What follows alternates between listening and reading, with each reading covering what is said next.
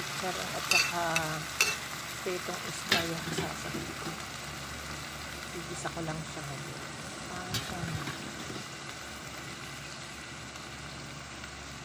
Isa ko lang bawang sibuyas, kamatis.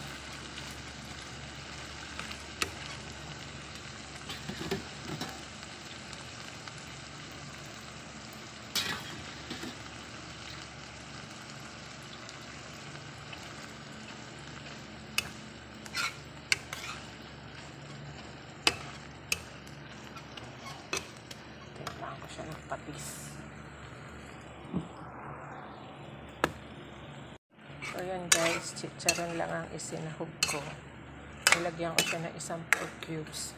Nalalagyan ko siya ng pritong isda, yung natira natin kahapon. So ginisa ko lang to sa patis guys, tsaka isang pork cubes. Ngayon natin yung sabaw guys. Pakuloyin natin. Maitim yung sabaw. Pakuloyin natin guys.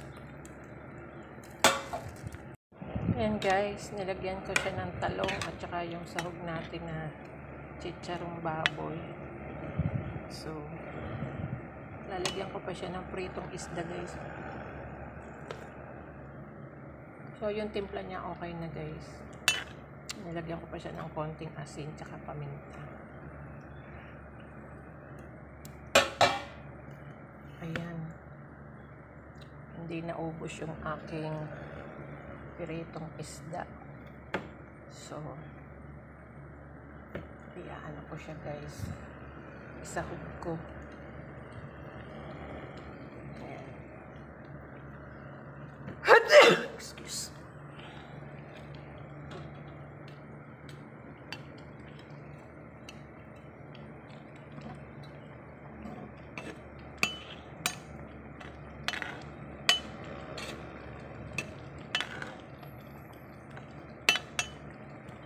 Ko guys para luto yung talong.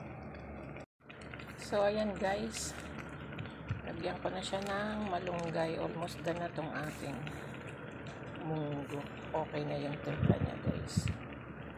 Ang dami ng malunggay.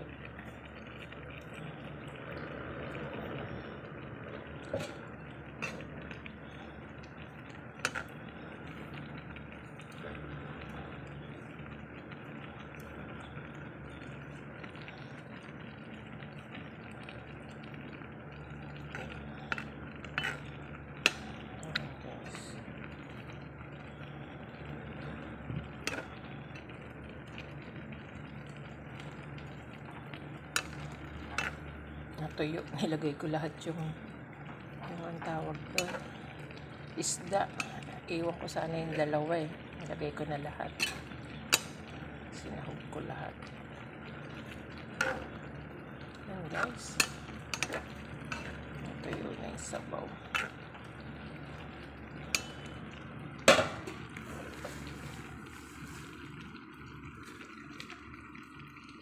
Dami. Almost na yan guys. Di ko ilagay lahat yung malunggay. Sobrang dami. Mamaya na pag pinainit natin.